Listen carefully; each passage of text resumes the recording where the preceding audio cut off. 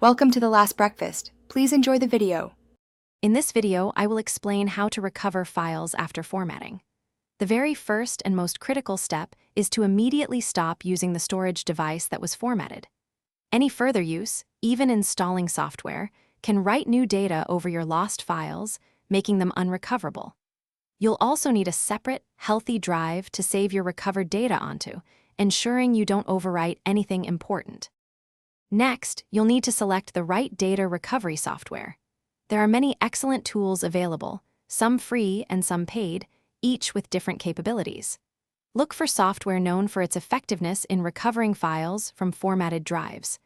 Many programs offer a trial version, allowing you to scan and preview recoverable files before committing to a purchase. Once you have your chosen software, install it on a drive other than the one you want to recover data from. Then, launch the program and select the formatted drive as the source for your scan. It's often best to choose a deep scan or full scan option, as this will thoroughly search for all recoverable file fragments, which can take several hours depending on drive size. After the scan completes, the software will present a list of all found files.